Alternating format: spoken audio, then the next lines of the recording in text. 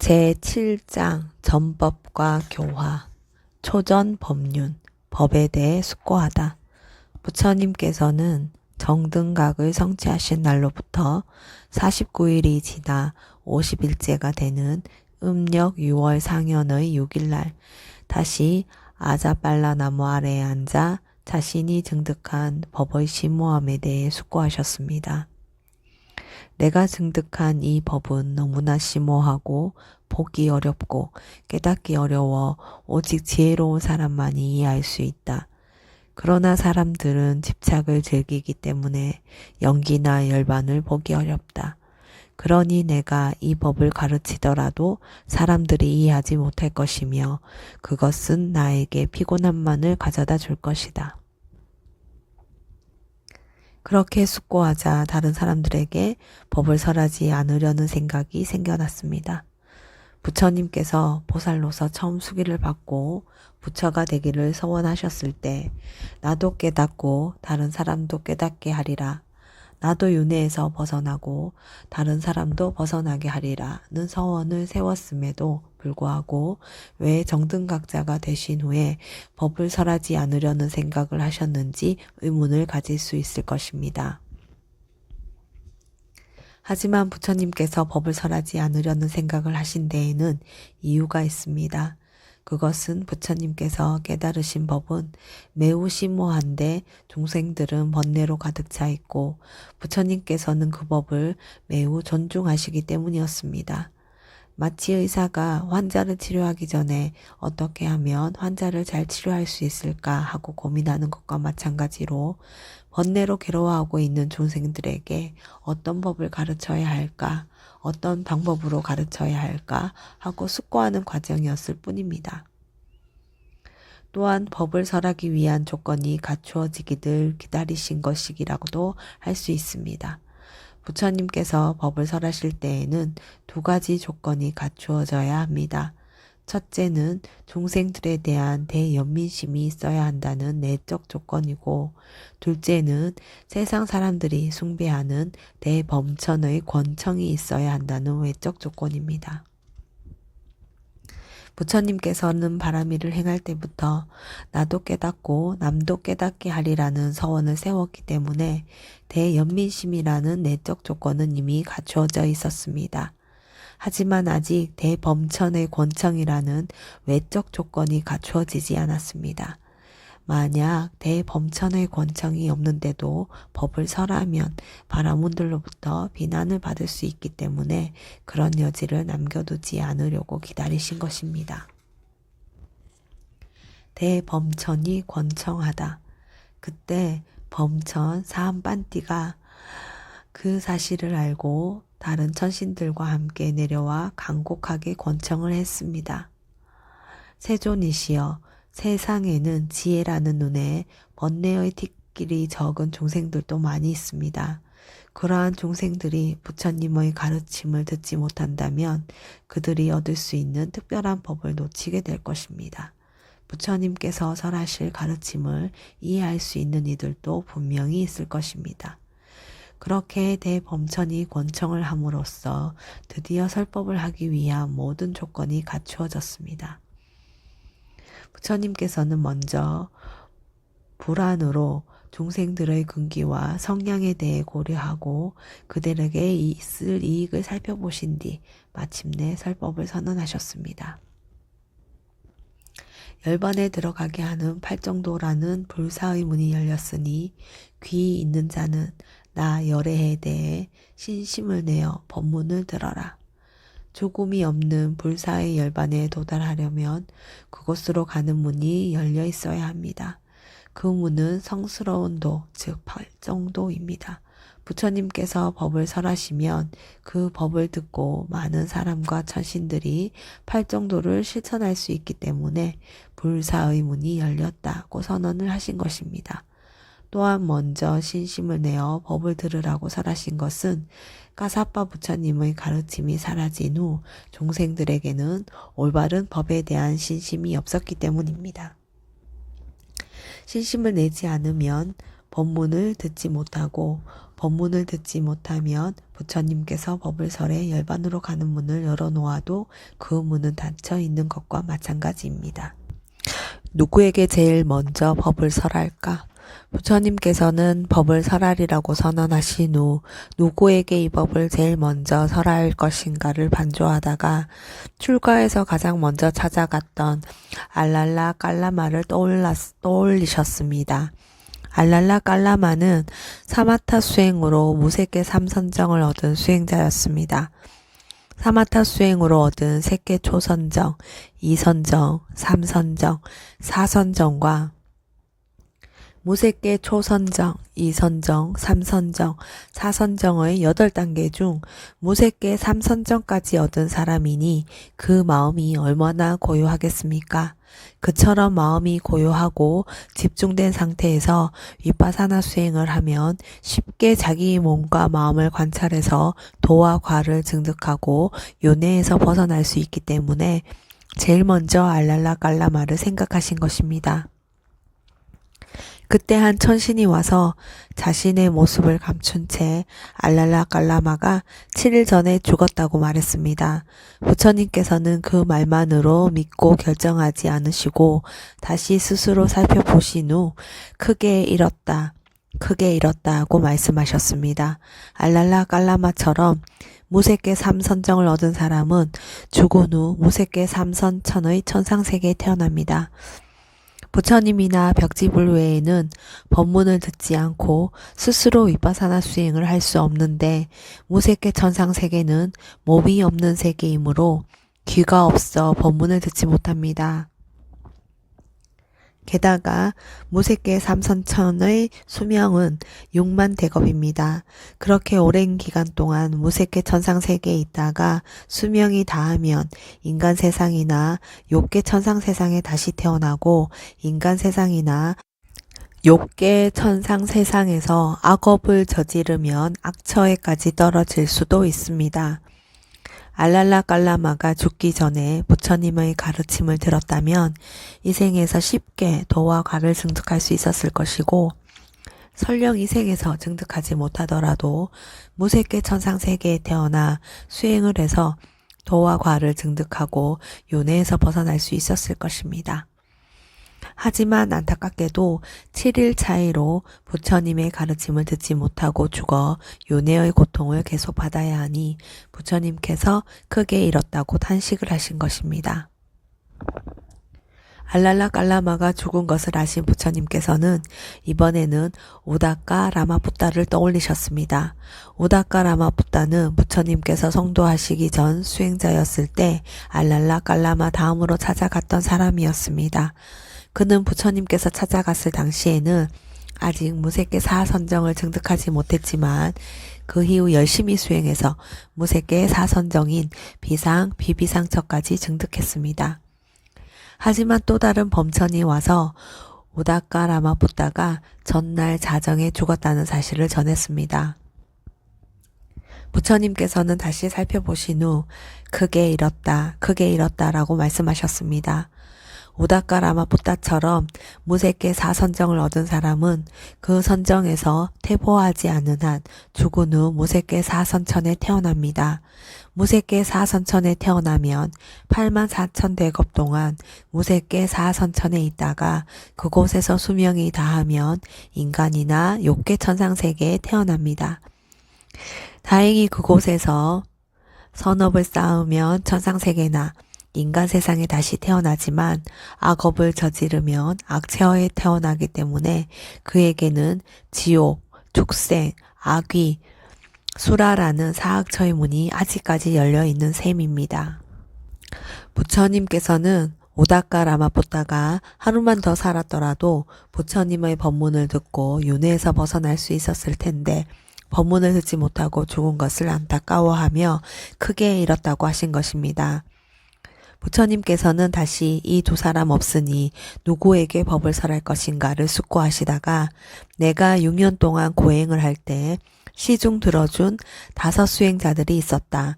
그들은 나에게 많은 도움을 주었다. 그들에게 법을 설하리라고 생각하셨습니다. 부처님께서는 그들이 지금 미가다야에 있는 것을 아시고 며칠간 근처에서 탁발하며 지내시다가 음력 상현에 보름날 아침 일찍 가사와 바루를 수지하시고 5 수행자들에게 법을 설하기 위해 미가다야로 출발하셨습니다. 미가다야로 가다. 부처님께서는 미가다야까지 18요자나가 되는 거리를 걸어서 가셨습니다. 다른 모든 부처님들께서는 신통으로 날아서 가는 곳을 고따마 부처님만 걸어서 간 이유는 가는 중간에 우빠까라는 사명외도 아지와까 나체공의 행자를 만나기 위해서입니다. 우빠까가 법을 듣고 나중에 아나함이 될 인연이 있다는 것을 아셨기 때문에 그 한 사람을 제도하기 위해 일부러 걸어서 가신 것입니다.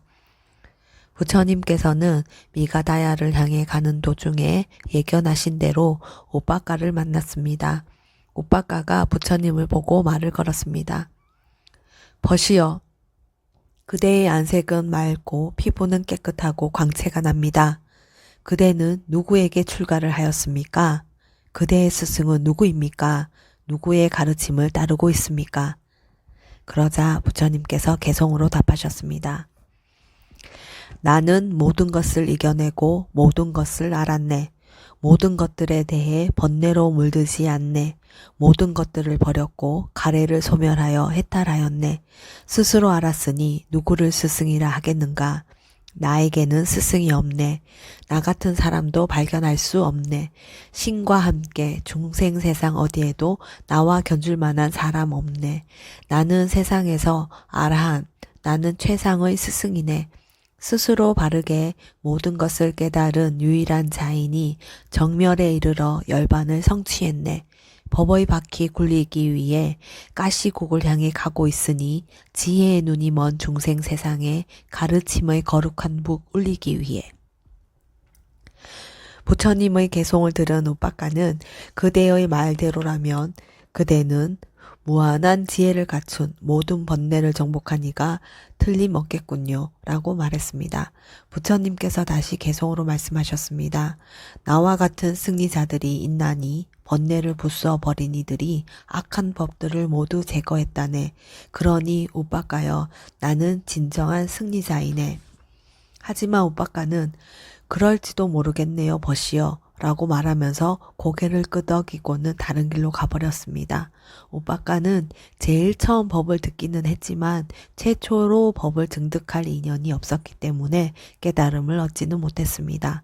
다만 부처님께서 우빠까가 나중에 법을 증득할 인연이 있음을 아시고 법을 설하신 것입니다. 훗날 우빠까는 부처님을 찾아와 출가를 하였고 수행해서 아나함이 되었으며 죽은 후 모번천에 태어나 아라한이 되었습니다. 5 비구를 만나다. BC 589년 음력 6월 보름 늦은 오후 부처님께서는 드디어 미가다야에 도착하셨습니다. 그곳에는 보살이 오르웰라에서 고행을 포기하고 음식을 섭취하는 것을 보고 고따마가 타락했다고 생각하여 보살을 떠났던 꼰단냐, 바띠야, 왓빠, 마나마, 아싸지라는 5 수행자가 수행을 하고 있었습니다. 5 수행자는 멀리서 부처님께서 오시는 모습을 보고 타락한 고따마가 오더라도 예경하여 맞지는 말자. 단지 자리 정도만 허락하자고 서로 약속했습니다. 부처님께서는 그런 마음을 아시고 특별히 이 5 수행자에게 자애를 보내며 다가오셨습니다. 5 수행자는 부처님의 자애에 감동하여 자기도 모르게 예경을 하고 바루를 받아들고 자리를 준비하고 마실 물과 씻을 물을 내어드렸습니다. 5 수행자들은 그렇게 예의를 갖추면서도 부처님을 아우소라고 불렀습니다. 아직 부처님이 되신 것을 알지 못했기 때문에 같은 위치에 있는 도반들을 부를 때 쓰는 호칭을 쓴 것입니다. 그러자 부처님께서 다음과 같이 말씀하셨습니다. 나를 아우소라 부르지 말라. 나는 열애이다. 정등각자이다.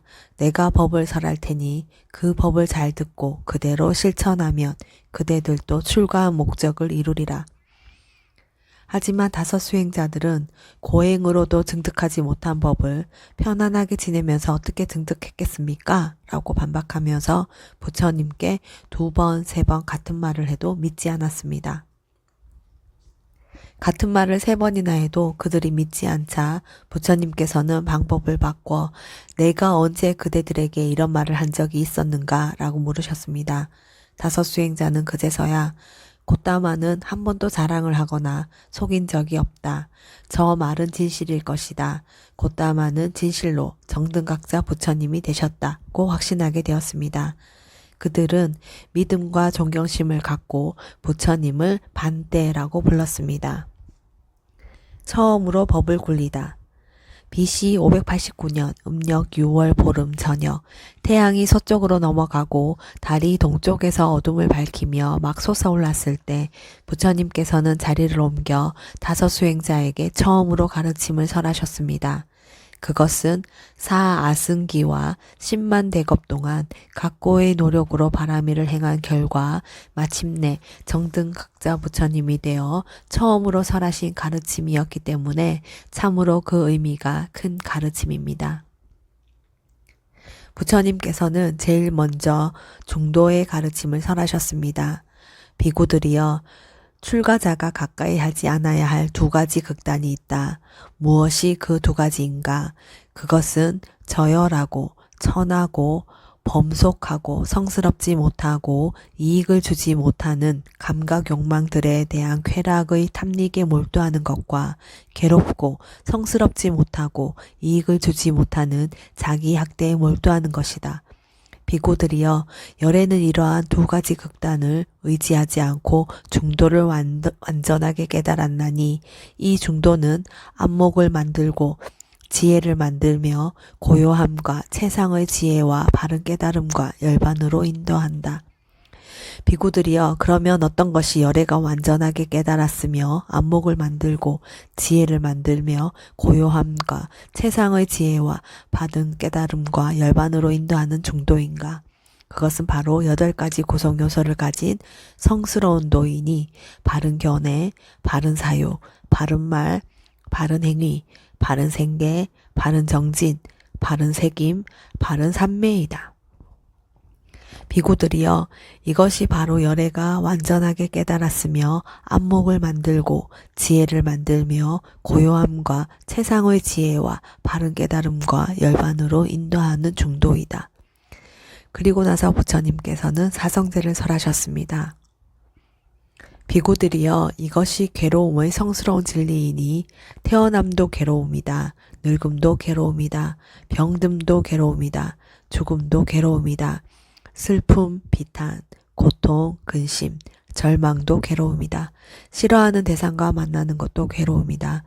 좋아하는 대상과 헤어지는 것도 괴로움이다. 원하는 것을 얻지 못하는 것도 괴로움이다. 요컨대 취착의 대상이 5가지 무더기, 오치온 자체가 괴로움이다. 비구들이여, 이것이 괴로움 생겨남의 성스러운 진리이니 그것은 바로 다시 태어나게 하고 즐김과 탐욕이 함께하며 여기저기서 즐기는 가래이다. 즉 감각 욕망에 대한 가래, 존재에 대한 가래, 존재하지 않음에 대한 가래이다. 비구들이여, 이것이 괴로움 소면의 성스러운 진리이니 그것은 바로 그러한 가래가 남김없이 빗바래어 소멸함, 버림, 놓아버림, 벗어남, 집착 없습니다. 비구들이여, 이것이 괴로움 소멸로 인도하는 도닦음의 성스러운 진리이니 이것은 바로 8가지 구성 요소를 가진 성스러운 도이다. 즉 바른 견해, 바른 사유, 바른 말, 바른 행위, 바른 생계, 바른 정진, 바른 새김, 바른 삼매이다. 이렇게 부처님께서 처음으로 법을 설하시자 그 법문이 1만 우주로 퍼져나갔습니다. 그리고 보살이 입퇴할 때, 탄생할 때, 성불할 때와 마찬가지로 32가지 현상들이 생겨났으며 1억 8천만 명의 천신들이 일제히 그곳으로 몰려들었습니다. 부처님께서 초전 법륜경을 설에 마쳤을 때 5 수행자 중에 최초로 꼰단야가 법안이 열리며 수다원 도화과를 성취하여 수다원이 되었고 그 자리에 모인 1억 8천만 명의 천신들도 마찬가지로 수다원이 되었습니다. 욕계 천신들과 범천들은 누구도 법의 바퀴를 멈출 수 없다고 칭송하였습니다. 부처님께서는 꼰단야가 수다원이 된 것을 아시고 오 꼰단야가 깨달았구나 라고 크게 기뻐하셨습니다. 그때부터 꼰단야를 안야 꼰단야 존자로 부르게 되었습니다. 수다원이 된 꼰단야 존자는 부처님께 출가하고 싶다고 청했습니다. 부처님께서는 오라 비구여 법은 잘 설해져 있다. 모든 고통은 끝내기 위해 청정 범행을 구족하기 위해 실천하라고 말씀하셨습니다. 부처님께서 오라 비구여 라고 말씀하시는 순간 꼰단야는 삭발된 머리에 가사를 걸치고 8가지 필수품을 구족한 범납 60세, 세납 80세 장로의 위의를 갖추었습니다. 부처님께서 초조법륜경을 설하신 그날 자정 해마왔다 야차와 사따기라 야차가 부처님께서 출연하셨다. 부처님께서 초전법륜을 설하실 것이다. 라고 대화를 나누는 것을 듣고 깔리라는 여인이 수다원이 됩니다. 부처님 교단에서 여자 신도로서는 최초의 수다원이 된 것입니다. 두 천신도 부처님께 가서 문답을 나누고 모두 수다원이 되었습니다. 다음 날에도 부처님께서는 계속해서 법문을 설하셨습니다.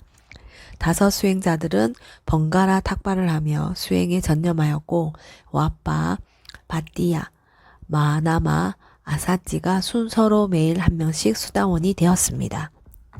모아의 가르침을 설하다 부처님께서는 이렇게 수다원이 된 5 수행자가 아라한이 되도록 하기 위해 음력 6월 하연의 5일 두 번째로 법을 설하셨는데 그것이 모아의 특징경입니다. 비구들이여 물질은 무하다. 만일 물질이 자아라면 이 물질에는 고통이 따르지 않을 것이다.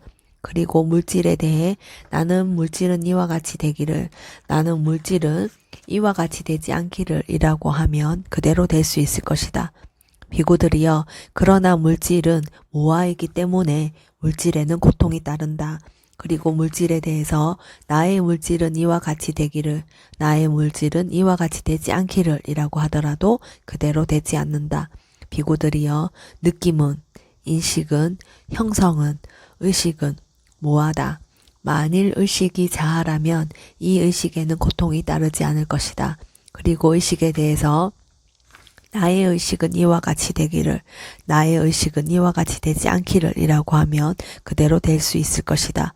비구들이여 그러나 의식은 무아이기 때문에 의식에는 고통이 따른다.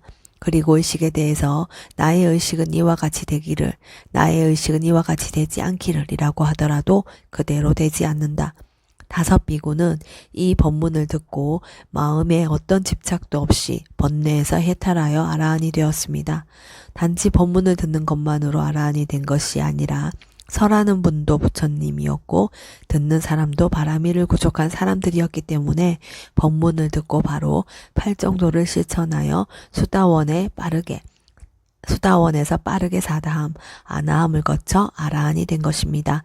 이렇게 해서 이 세상에는 부처님을 포함한 모두 6명의 아라한이 존재하게 되었습니다. 그때 히말라야 산에서는 아시타 선인의 말에 따라 그의 조카인 날라까가 출가하여 수행을 하고 있었습니다. 초전 법륜경을 들은 천신들이 날라까에게 그 사실을 알리자 날라까는 곧바로 부처님께서 계신 곳으로 갔습니다.